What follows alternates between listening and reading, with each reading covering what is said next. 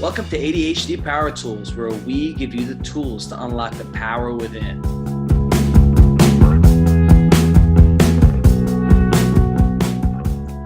Hello, Brooke. Today, I want to talk to you about emotions. What are some tools you can give our audience on managing their emotions? Our audience with ADHD, what are some tools you can give our audience with ADHD on managing emotions? Yeah. So I know we talked about rejection sensitivity disorder. Today, we can talk about emotional sensitivity. We can talk about emotional regulation. Individuals with ADHD sometimes have difficulty managing their emotions. So emotional regulation is, if you take a look at psychology today, is ability to exert control over one's emotional state. And it may involve behaviors such as rethinking a challenging situation to reduce anger or anxiety and hiding those visible signs of sadness and fear, or focusing on reasons to feel calm and happy.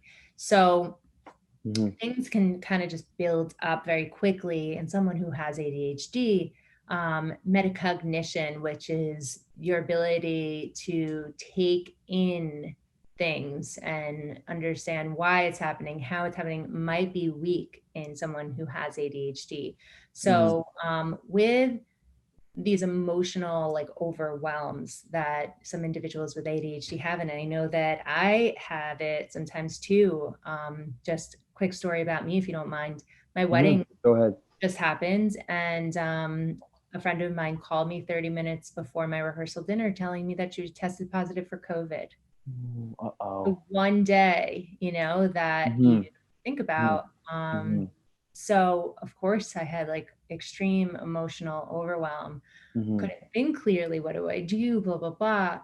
And luckily I had that support system in my now husband to say, okay, let's think about the positives. Let's think logically. What do we need to do? What's going to happen? X, Y, and Z. And I was able to not necessarily see clearly right then and there, but at least follow through on the next steps to just get things in motion. But in order to manage our emotions, definitely we need the right support system, differentiating between facts and story, telling ourselves or writing it down what our story that we're creating is, and then separating the facts from the story, taking, if you have it, 24 hours to come back to that feeling and seeing where you are at that point, meditating, as we spoke about in our morning routine, yoga, therapy sometimes to manage our emotions, visualization of a calm place. Think about the ocean if that's something that makes you calm. Have a picture of someone or something that makes you feel good. There's so many different ways that you need to train your brain to manage your emotions. Even gratitude, think of 5 things on your fingers that you're grateful for in that moment. Another thing can be grounding yourself. If you are, really stressed and emotional about something, just to kind of stop from that feeling or pause from it, notice your senses, your different senses. What are you smelling? What are you feeling? What are you seeing? All of those ways. Exactly, yeah. And speaking of, the 5 lists of grateful things, the other day I was watching a Matthew McConaughey's Oscar acceptance speech, and he said something really cool that stuck to me. He said, well, I wake up every day, like I don't fully remember it, but I remember one small part. He said, I wake up every day and I think of 3 things I'm grateful for, 3 goals, and there's 3 other things I forgot. But the most important thing was the grateful. What are you grateful for in your goals? And it's very important to be grateful for something, especially with our emotions. It really helps suppress and manage our emotions.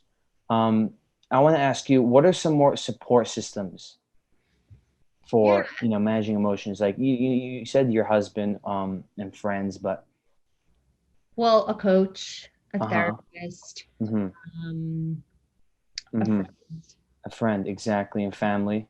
work group, your family, hmm exactly.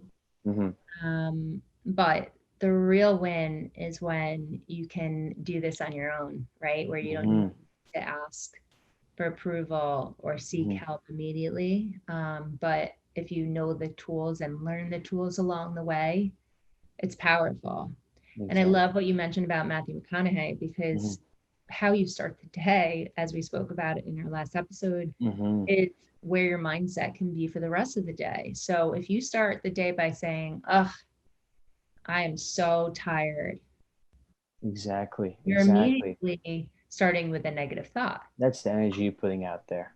Exactly. But if you Hmm. start the day by saying, "This is going to be the best day ever," you're reframing the situation, and that energy is going to carry through for the rest of the day or Hmm. a lot longer than, "Ugh, I'm tired." So, how you wake up and how you think and reframing situations are really helpful. And when you can't do that in a reactive moment, Hmm. walk away, take a pause, do some deep breathing. Hmm. You do a 4 times 4 Hmm. cube. So you breathe in for 4 seconds, hold it for 4 seconds, and then breathe out for 4 seconds, 4 times. Or a Hmm. 3-7-8, where you breathe in for 3 seconds, hold it for 7 seconds, and out for Hmm. 8. Hmm. So many different techniques. Yep, and I have two younger sisters, and I also have my girlfriend and my friends, and whenever they call me, they're a little upset, feeling down, and there's negative energy going on. First thing I think of is um, you should be grateful for what you have. This might be tough. You might be going through a lot, but at the end of the day, you're gonna wake up next day and it'll all be over. You're gonna wake up next day and I'll be telling you good morning, rise and shine, and it'll pass. The bad times will pass, and be thankful because truth is there's a lot of other people out there going through worse, and uh, you really got to embrace who you are and who you're surrounded by and move forward, especially when dealing with emotions. It is hard, it's not easy, but you got to move forward.